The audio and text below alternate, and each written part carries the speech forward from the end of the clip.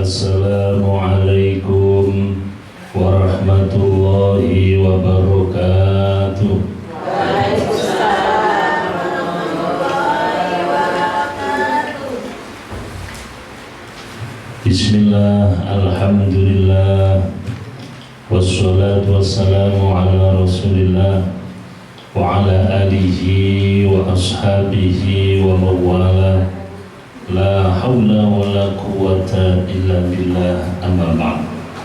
Hadratil muhtaramin wal muhtaramat, para alim ulama, para kiai, para bunyai, asatidah yang sama-sama kita muliakan, yang saya hormati Abah Haji Pamungkas keluarga, ibu-ibu, bapak-bapak, hadirin hadirat jamaah pengajian yang dirahmati Allah.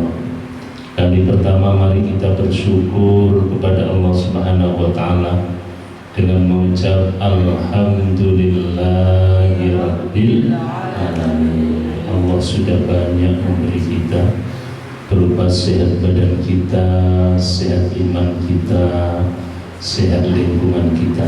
Dengan perpaduan nikmat yang kompleks itu, akhirnya kita mau dan mampu melepaskan segala kesibukan yang ada, kepenatan, kelelahan dan sebagainya, sehingga kita bisa bersimpuh di majelis yang barokah ini untuk bersama-sama tholabul ilmi.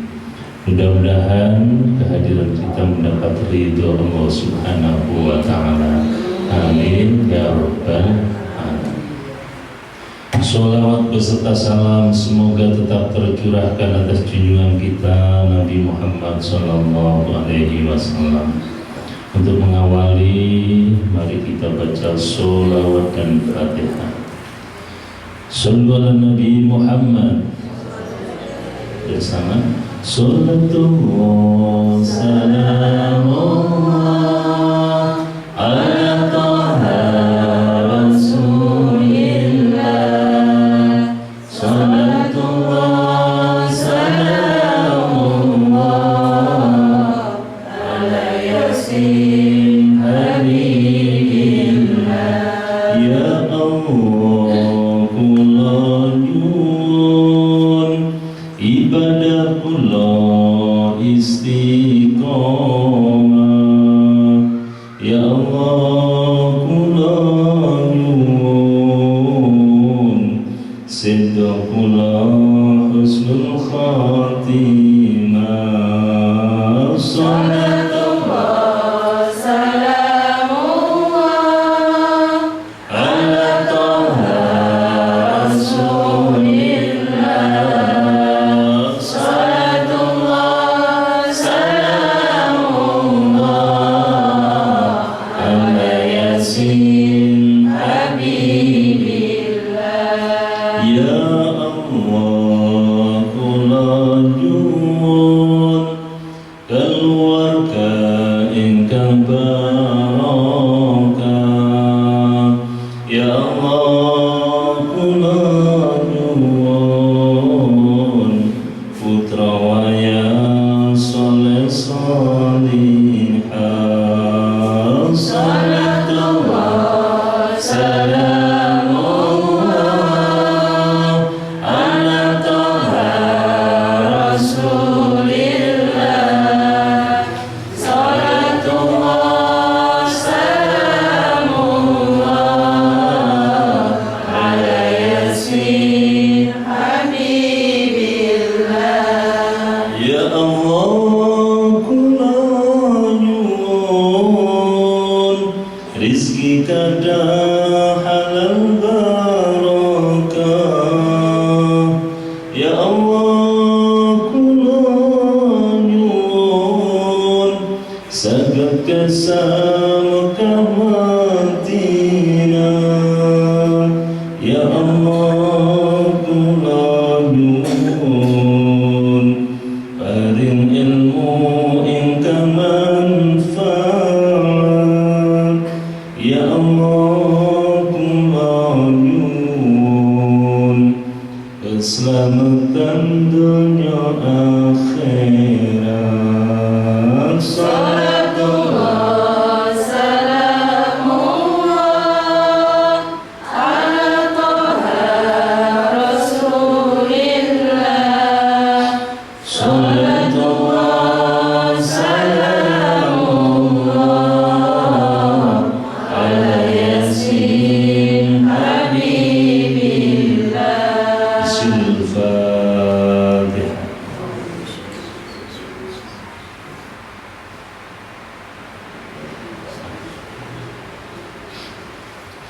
Kita lanjut kajian kitab Wasiyatul Mustafa pada halaman 47.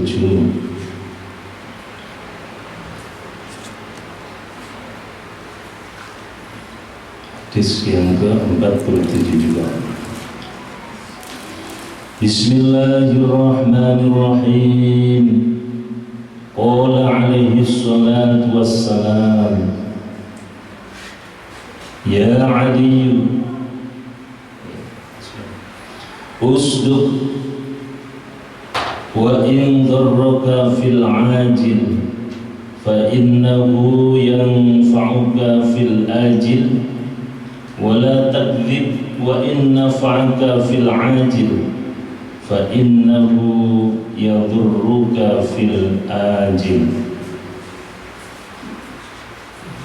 Qala alaihi salatu wassalam, dawu sapa Kanjeng Nabi alaihi salatu wassalam, Ya Aliyu, hai Sayyidina Ali, ustuk temeno sira, jujuro sira,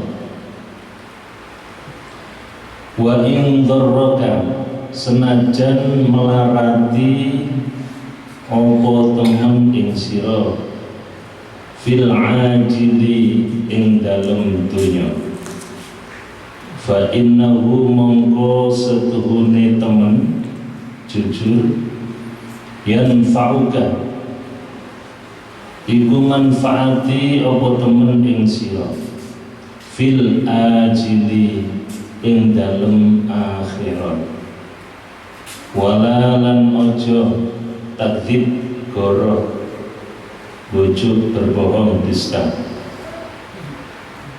ojo goro sira, wa inna fa'aka lan senajan manfaati opo goro ing sira, fil ajili ing dalem dunya, fa innahu mongko setuhune goro dusta bojo itu yang duruka melarati opo goro ing sira, fil ajili ing dalem akhirat. Nabi Muhammad sallallahu alaihi wasallam telah bersabda, telah berwasiat kepada Sayyidina Ali karramallahu wajhah, Ya Ali, wahai Sayyidina Ali, usduk, berkatalah benar, berkatalah jujur, wa in darraka fil ajil, meskipun membahayakanmu dalam tempo seketika itu, fa innahu yanfa'uka, sesungguhnya berkata benar, berkata jujur itu yanfa'uka, tetap bermanfaat untukmu, fil ajil, di hari kemudian, wala takdzib, dan janganlah berkata bohong dusta bujuk, wa inna fa'aka, sekalipun berguna bagimu dalam tempo seketika itu, fil ajil, di dunia ini, fa innahu yaduruka fil ajil, tapi sesungguhnya bohong dusta itu membahayakan di hari kemudian. Para jamaah yang dirahmati Allah, pesan Rasulullah kepada Sayyidina Ali ini intinya ada dua.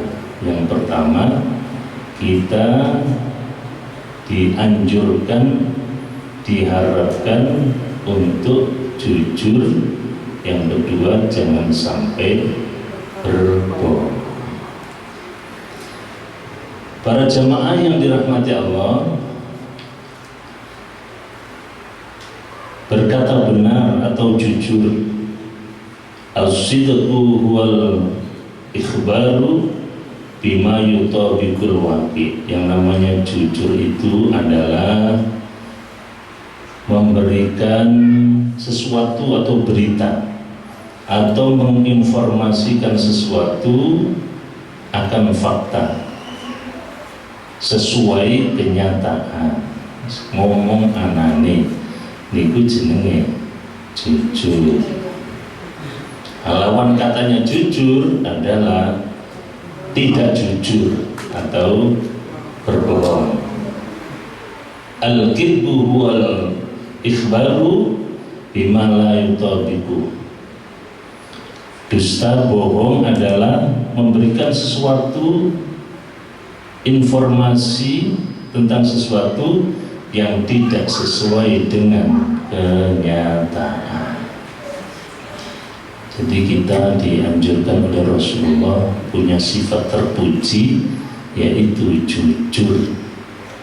Jujur dalam berkata atau dalam bertindak. Sebab-sebab seseorang itu bisa melakukan jujur itu dikarenakan 3 hal. Karena 1 punya akal, 2 punya agama pada dirinya, yang ketiga punya muru'ah atau harga diri. Jadi seseorang itu bisa jujur atau penyebab jujur itu 1 akal. Kenapa orang bisa jujur? Karena punya akal. Dengan akal tahu manfaatnya jujur dan tahu bahayanya berbohong. Yang kedua punya agama, ad-din, mengerti karena bahwa jujur itu adalah perintah Allah. Allah memerintahkan kejujuran dan Allah melarang kebohongan, kedustaan. Kemudian yang menyebabkan seorang menjadi jujur adalah muru'ah, punya harga diri, tidak rela apa yang bisa membahayakan dirinya. Artinya selalu kepingin hidup itu terpuji. Sehingga dengan 3 hal itu seseorang menjadi jujur. Kemudian apa manfaatnya kalau kita jujur? Manfaatnya diantaranya kita akan disenangi oleh sesama, senang semua dengan kita. Yang kedua, kita pasti akan dipercaya.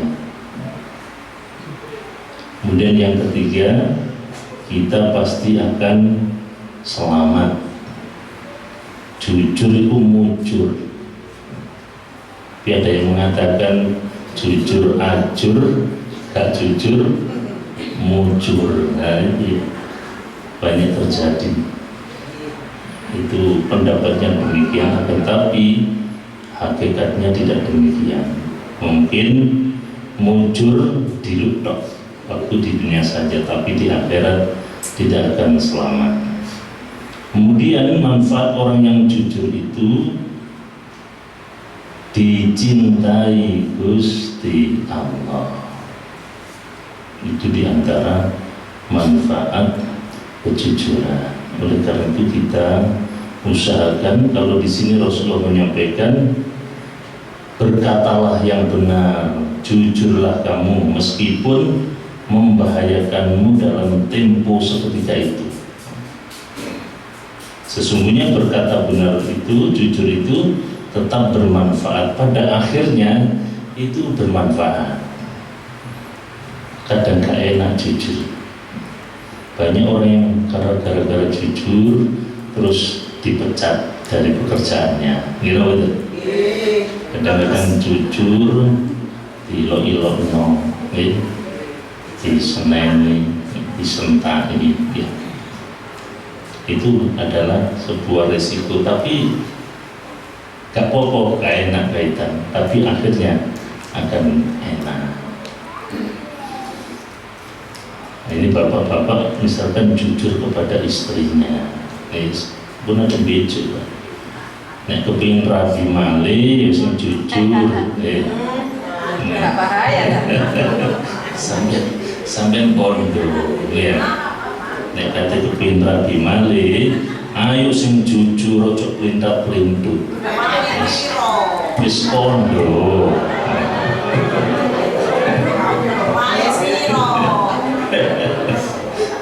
Nggih. Harus sembarang lah. Jadi yang jujur walaupun resikonya tinggi. Napa resikone? Nek ono bojo rabi malih. Yusuf.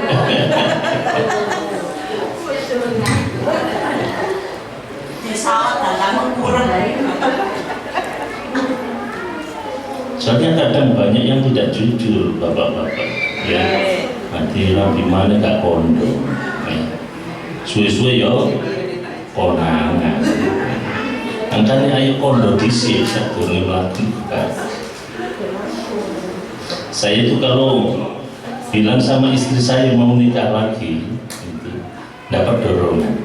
Nah, alhamdulillah, saya didorong-dorong God, anggit sampai ngono. Jadi didorong ayo dan. Nah, jadi disampaikan, Bu, sampai untuk simpulkan dan ini, semua laki-laki, ya, semua laki-laki itu kepingin menikah lebih dari satu. Semua, termasuk saya ngomong.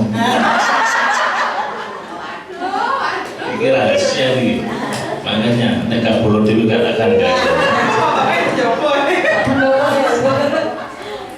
Jadi itu.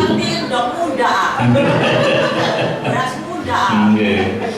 Niku nek rezeki tambah kadang kendel tambah. Jadi kalau baleni malih ya, semua laki-laki menurut survei, ini survei berdasarkan survei. Iya 100% semua laki-laki itu ingin menikah lebih dari Satu. coba bapak-bapak kalau tanggeti, bapak-bapak umpama sampean duwike akeh, ya. Duwike akeh, terus izin bojo kok diizini. Sampean berangkat napa mundur, Pak? Berangkat. Maju napa mundur? Maju. Yakin.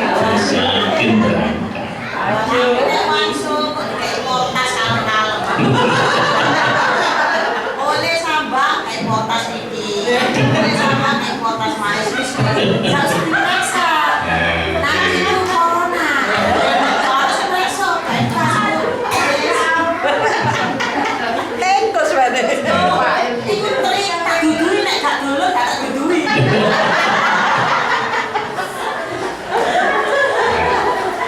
Tapi sampai nek mulai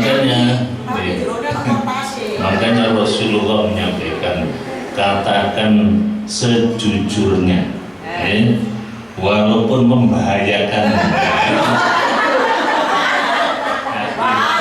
Masih bahaya, kondo, masih kata dikor,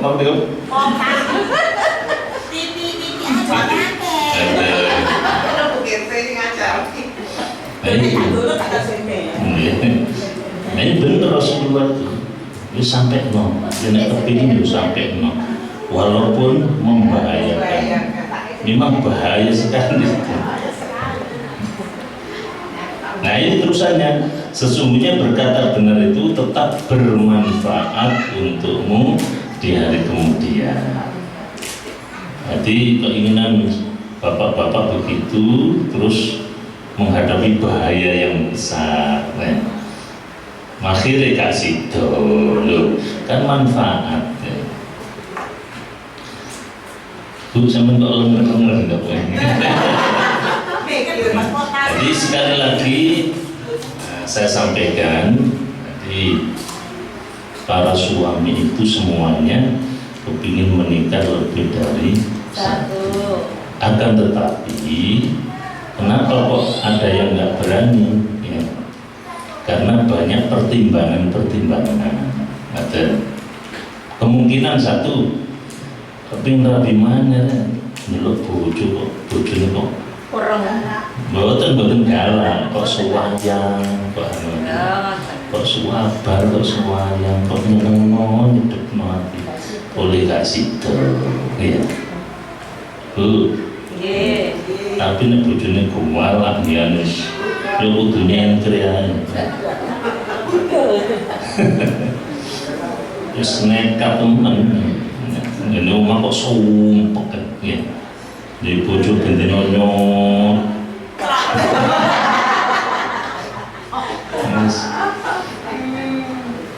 Di luar sana itu masya Allah ini warung-warung itu waktu ayu nek memang gak mau enak monggo pak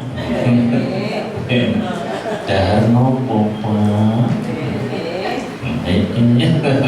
oh baru begini mana kok oh ngopi ya kopi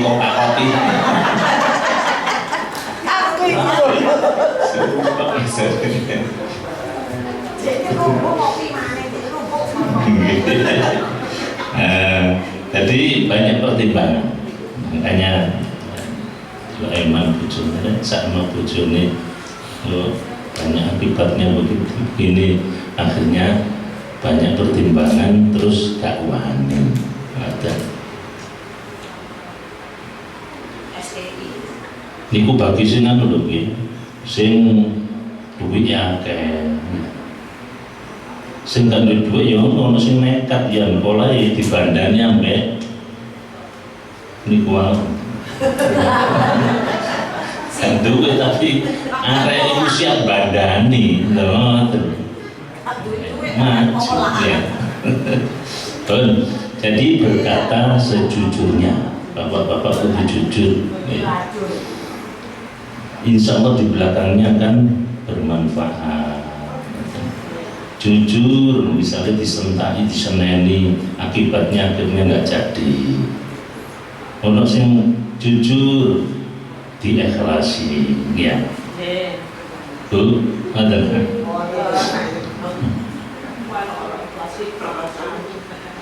Tapi halal loh bu kawin mana itu? Ini bapak-bapak ini insya Allah yang hadir ini masih sayang sama istri. Sebaliknya juga begitu. Makanya ada nyanyian itu. Jagalah istri, jangan kau sakiti. Senyumnya istri, senyumnya bidadari.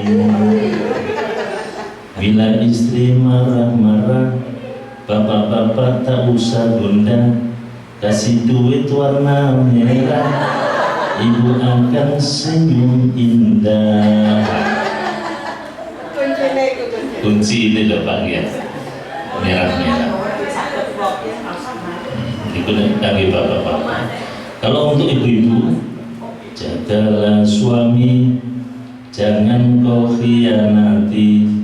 Murkanya suami, murkanya ilahi. Bila suami kawin lagi, ibu-ibu tak usah sedih. Walaupun ditinggal pergi, ibu ikhlaskan hati. Cocok bu?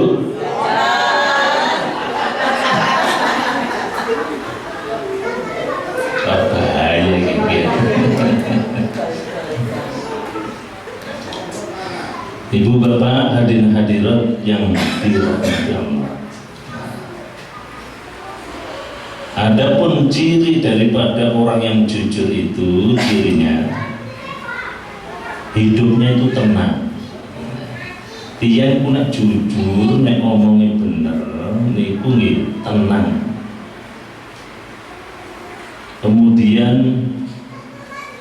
tidak ada beban dalam hidupnya. Apalagi menyampaikan sesuatu begitu nggak berbelit-belit, wis opo anane. Wis gak neko-neko wis yo iku, tidak ada beban. Kemudian konsisten, karena tidak ada jawaban lain kecuali ya konsis kebenaran.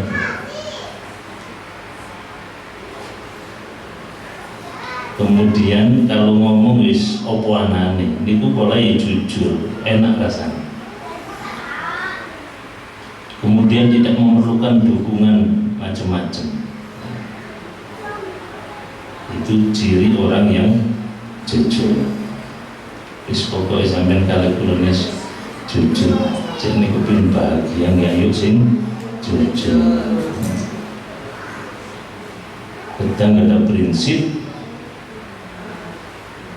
jujur iku napa niku? Jujur mujur, gak jujur ajur. Dapat. Para jamaah yang dirahmati Allah, jadi satu tentang jujur. Kita dianjurkan oleh Rasulullah SAW untuk menjadi orang yang jujur. Bagaimana keberhasilan Rasulullah SAW di dalam dakwah itu? Sebab diantaranya Rasulullah itu jujur. Sebelum menjadi nabi, sebelum diangkat jadi rasul, ya, itu beliau itu jadi pemuda, jadi orang yang jujur, sehingga masyarakat Mekah itu semuanya memberikan gelar namanya Al-Amin, dapat dipercaya. Nek ngomong kata meleset belas, kalau berjanji ditepati, kalau berbicara ya benar, kemudian kalau diberi amanat tidak berkhianat. Itu Rasulullah SAW. Dengan kejujuran itu muncul kebaikan-kebaikan. Kemudian berikutnya yang kedua, Rasulullah menyampaikan janganlah engkau berbohong. Ojo sampai bujuk. Senajan ono manfaatnya diluk tok ngene dunya. Tapi bahayanya nanti di akhirat, membahayakan di kemudian. Bahkan belum sampai di akhirat juga akan membahayakan kalau ditampakkan oleh Allah Subhanahu wa ta'ala. Penyebab orang itu berbohong diantaranya satu, akalnya tidak sehat, kemudian agamanya tidak kuat, yang ketiga tidak menghiraukan harga diri. Jadi akal itu mboten sehat, yang goroan itu bisa mikir manfaatnya mudoroti. Yang penting hasil, aduh. Kemudian agama juga begitu, gak ngereken perintah Gusti Allah, gak ngereken larangannya Gusti Allah. Perintah Allah jujur, hendaklah dilakukan, jangan sampai berbohong, wis gak direken. Terus tentang harga diri wis lali, apa akibat dari bohong itu sudah tidak terhiraukan, wis gak ngereken awakku ono regane apa enggak. Sing penting hasil. Sebab tiyang niku bojo itu biasanya orang itu berbohong itu kenapa? Satu, ingin mendapat manfaat. Biasanya bojo itu mulai kepingin mendapat sesuatu.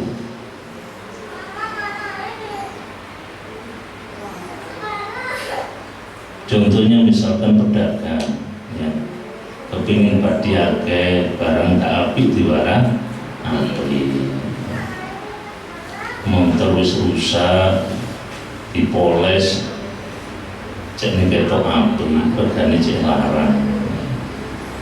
Kemudian orang yang berbohong itu karena apa? Untuk menghilangkan jejak atau menghindari bahaya. Cek gak konangan, akhirnya bojo supaya bebas dari hukuman, akhirnya berbohong.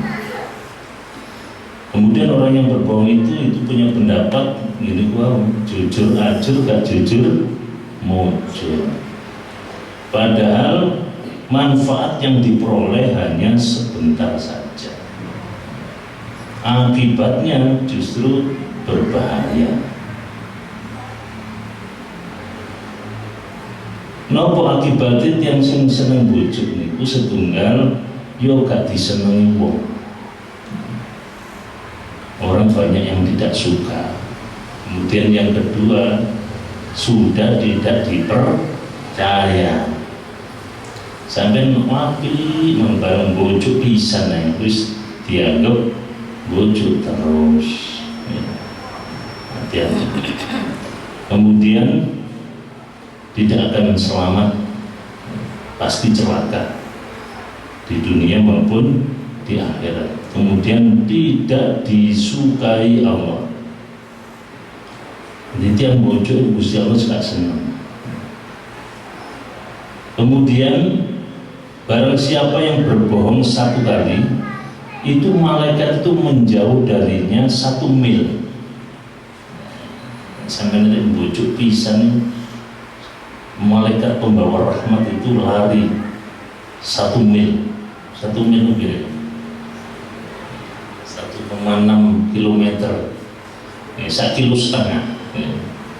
Jadi sampai nanti bojo pisan itu malaikat rahmat itu punya itu 1,6 kilometer, 1,5 kilo. Ya. Polai nopo? Karena berbau. Berarti bau ini basin nopo. Itu bohong 1 kali. Enak bohong beberapa kali. Ya semua ampun gak karu-karuan. Malaikat sindrom. Ya. Jadi berbau. Oleh karena itu ibu-ibu jangan sampai berbohong. Bapak-bapak nih. Duit cik wau kan bapak-bapak sani ibu-ibu. Nek blonjone cik ono, iku aja muni gak ono pengumuman.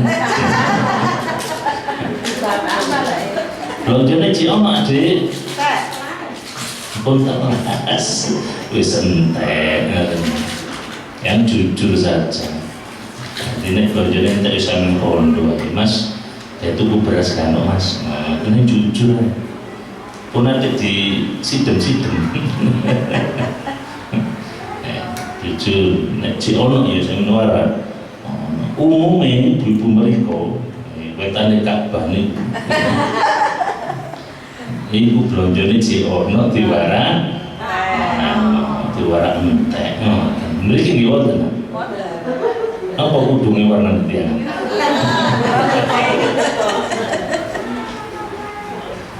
Ya Allah, berbohong yang halal Kak. Apa tuh ada sama halal ya?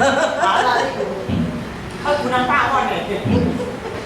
Para jamaah yang dirahmati Allah, orang itu kalau sudah berbohong itu di samping membahayakan dirinya juga merugikan orang lain, merugikan yang dibohongi. Satu, orang lain yang kita bohongi atau yang dibohongi itu akan kecewa, janji-janji tidak ditepati. Barusan ini banyak apa itu pilkada, pilnopon, pilpresnya, calonnya menjanjikan yang demikian rupa, akhirnya tidak ditepati, berarti banyak yang dikecewakan.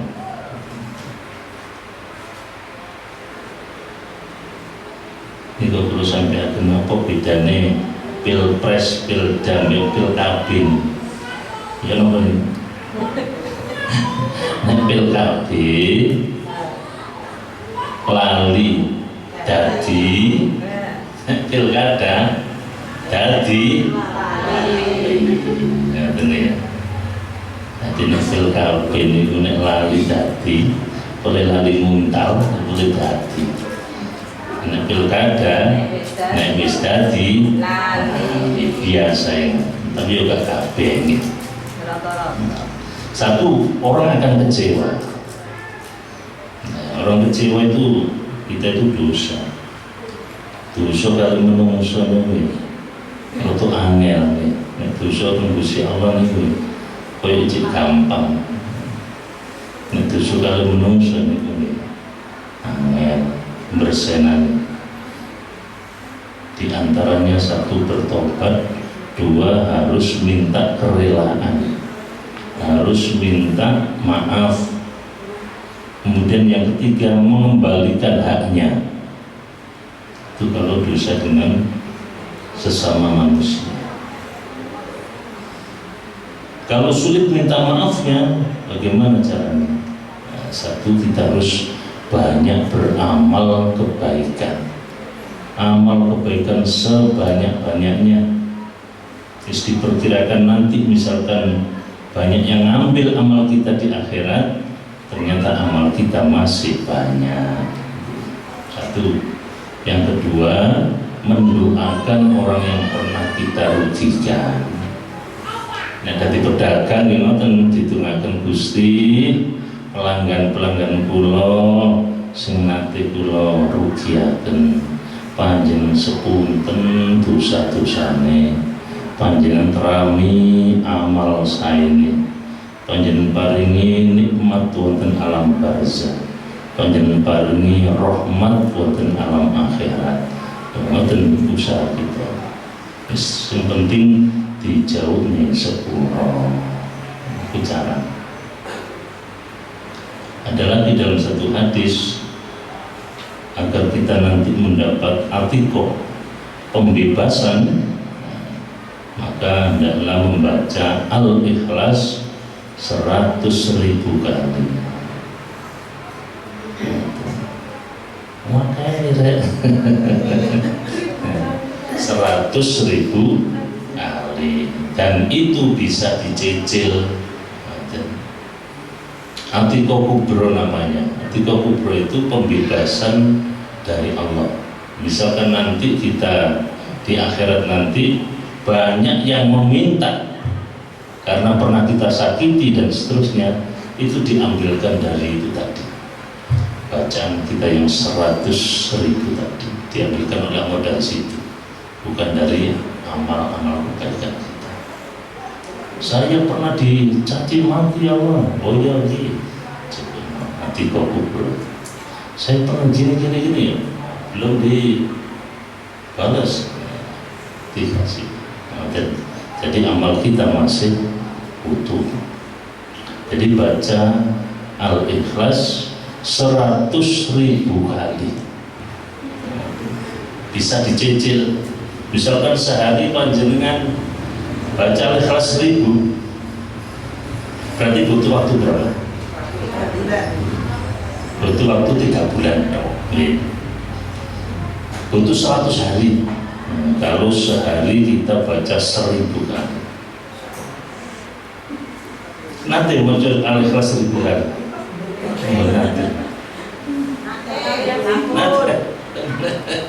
Nanti kula ini alhamdulillah nanti mau Al-Ikhlas 1000 kali ketika di Arafah. Untuk sampai ke haji yang pertama itu dari Gus Ali. Nah, amalan Gus Ali itu ini Arafah itu diantaranya adalah baca Al-Ikhlas 1000 kali. Di haji pertama saya tahun 2004. Ya, di saat itu disuruh khutbah wukuf secara mendadak, ayo kami yang khutbah, kita sudah saya khutbah. Setelah khutbah kemudian sholat, setelah sholat baca Al-Ikhlas 1000 kali. Dan kebetulan saya yang dikasih wis pimpinan, saya baca Al-Ikhlas 1000 kali. Topel.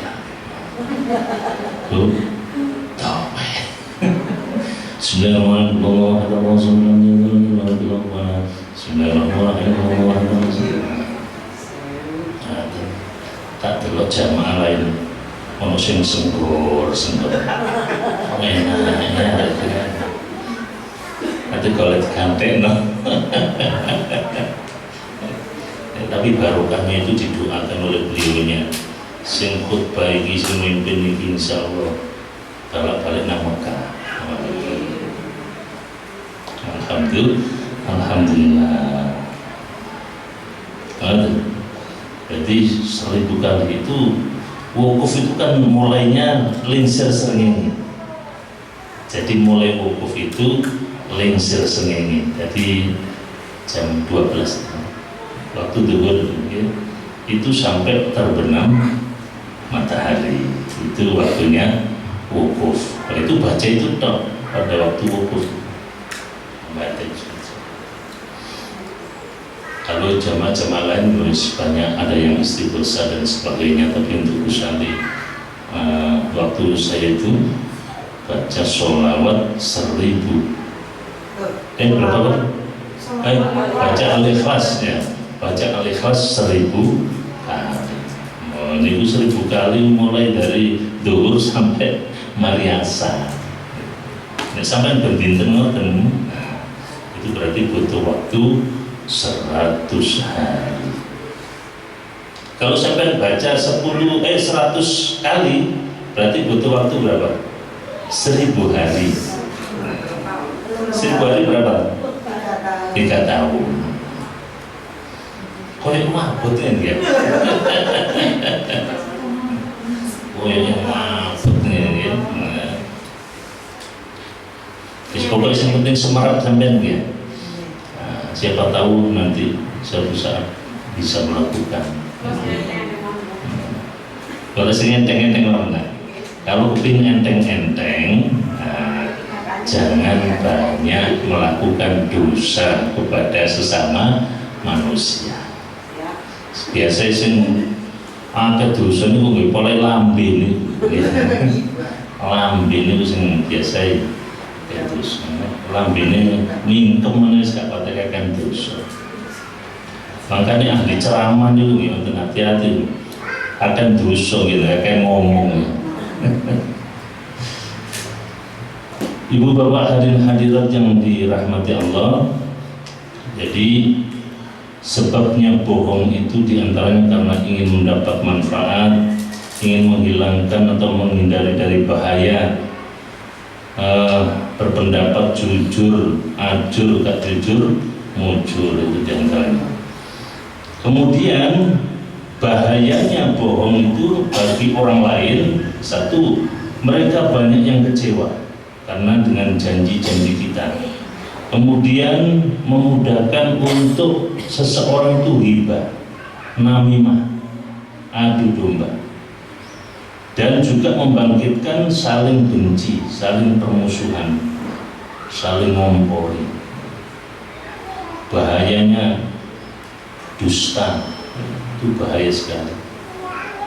Barusan ini ada itu ya di teman saya itu cerita, ada seseorang itu pinjam rental, pinjam mobil gitu, pinjam mobil digawa melanjut, akhirnya dipundut sampai sing duwe. Oh, ini gaul no maling sing duwe. Ini kan teko lambe, bahayanya bohong itu sih.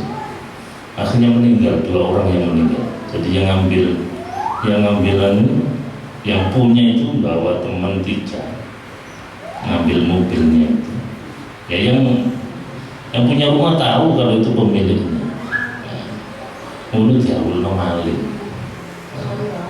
Akhirnya ya masyarakat ketahuinya jadi itu maling, ya, rampok. Akhirnya meninggal, 2 orang yang meninggal. Itu bahayanya bohong, meningkat menjadi adu domba, fitnah dan seterusnya. Nah, jadi para jamaah yang dirahmati Allah, ini pesan Rasulullah Sallallahu Alaihi Wasallam. Oleh karena itu mari kita berusaha hidup ini selalu bisa menjaga diri kita. Artinya kita hendaklah berusaha jujur dalam hidup. Kemudian jangan sampai berbohong. Itu perintah Allah dan Rasulullah Sallallahu Alaihi Wasallam. Semoga apa yang kita kaji pada malam hari ini bermanfaat bagi kita semua. Amin ya rabbal alamin. Monggo untuk sing takut. Termasuk anak jangan sampai dibohongi itu. Pun sampai dijanjeni terus gak dilakoni. Putra putri ini pun ada dijanjeni terus gak iso ngelakoni. Nanti janji itu yuk gak dilakoni, ditagih terus sampai Dijanji. benar. Ya. Assalamualaikum warahmatullahi wabarakatuh. Waalaikumsalam warahmatullahi wabarakatuh. Nah, mau tanya tapi di luar pembicaraan ini tadi. Oh, gini. saya ketemu Besti Mbak. Oh, iya. Terus ditanyain, saya kan juga tidak bisa jawab. Terus akhirnya saya tanyakan ke Abang, jadi Mbak, kan dia ikut penarisan korban. Itu mencicil 1 bulan berapa gitu Mbak. Tapi di situ itu untuk orang 8 sapi 1 untuk orang 8. Gimana Mbak itu untuk menurut Islam? Oke. Orang 8 ingin berkorban sapi, gitu kan? Ini kurban sapi itu untuk 7 orang. Jadi tidak bisa, harus 7 orang. Ini pernah ada yang ada dari Madura ke Pak Yai. Okay. Ayah bagaimana Pak Yai ini? Keluarga saya ini 8. Saya ingin kurban sapi. Nah, bagaimana Pak Yai? Nah, Pak Yai yang pertama itu rotok keren. Tidak bisa. Ya satunya nggak bisa, harus 7. Harus 7 orang, nggak bisa 8. Kemudian pindah ke satunya Pak Yai yang rotok apa itu fleksibel Pak Yai. Oh ya, 8 kepingin kurban sapi. Oke, ini kurbanlah sapi yang besar. Ya. Nanti di akhirat itu sapinya besar. Nah karena sapinya besar itu naiknya itu kesulitan. Nah, makanya kesulitan kalau 8 itu. Maka belikan kambing 1. Belikan kambing 1 untuk tangganya nanti gitu. Gitu. Jadi kok nek sapine gede kok gak iso arep munggahi. Pemana wedok-wedok. Maka cek untuk anjing-anjing kamu belikan kambing sing gede sisa. Nah, jadi itu baru. Artinya kurban sapi itu untuk 7 orang, berhubung orangnya 8 tambah kambing 1, berarti podo nilainya sama-sama kurban. Ngoten. Jadi tambah terus. Ini tuh. Tidak boleh kereng-kereng mau saknos itu kan. Itu situ gak boleh. Ya ampun si anak begitu. Jadi kurbannya sapi dan seekor kambing, seekor sapi dan seekor kambing. Kak cukup duit ini misalnya. Yang tentunya cukup sih. Untuk sapi ini gak usah larang-larang. Jadi kurban sapi untuk 7 orang, kalau 8 orang berarti dibelikan seekor kambing. Tante Male monggo. Bu, ibu-ibu tahun ini kurban apa Mbak? Kurban apa? Perasaan. Oh, kurban perasaan nggih. Sekarang kurban perasaan. Ayo ibu yang di belakang atau di luar? Gak ada? Alhamdulillahirabbil alamin. Semoga apa yang kita kaji bermanfaat bagi kita semua. Saya doakan yang hadir ini menjadi orang-orang yang jujur, orang-orang yang tidak suka bohong, sebab orang yang mendapat nikmat dari Allah, sebagaimana doa kita setiap hari, ihdinas siratal mustaqim. Ya Allah, tunjukkan kami ke jalan yang lurus. Siratal ladzina an'amta alaihim, yaitu jalan orang-orang yang telah kau beri nikmat. Siapa orang yang telah diberi Allah nikmat itu? 4 orang. Minan nabiyina wasiddiqina wasyuhada wassolihin. Ini orang yang telah diberi nikmat Allah, dan kita minta 4 ini. Itu golongan para nabi. Yang kedua siddiqin, orang yang jujur, gak mencela-mencela. Jadi orang yang jujur, ini masuk yang kedua. Wasyuhada, yaitu orang yang mati syahid. Kemudian wassolihin, orang-orang yang soleh. Bisa katut tau mboten sekawan iki. Nabi gak katut. Jujur. Mulai saniki nggih katut cek katut ya. Nah, kemudian Syuhada itu bisa mewakafkan diri untuk kegiatan keagamaan, itu juga syuhada. Mewakafkan diri untuk selalu bisa ngaji, itu termasuk Bismillahirrahmanirrahim, ya Allah saya berusaha untuk bisa ngaji terus, mengurusi pengajian. Itu termasuk mewakafkan diri, termasuk syuhada.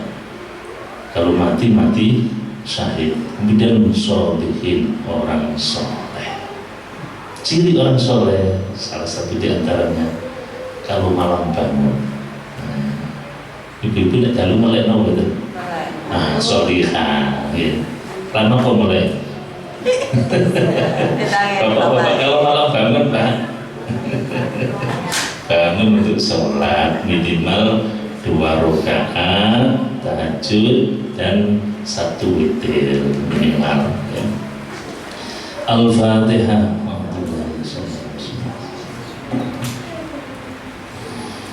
Hamdan yafi ni'amahu wa yukafi mazidah, ya Rabbana lakal hamdu kama yanbaghi li jalali wajhikal karim wa 'azimi sultanik, walhamdulillahi rabbil alamin. Allahumma shalli wa sallim wa barik ala sayyidina Muhammad nurid وسر في سائر الأسماء والصفات.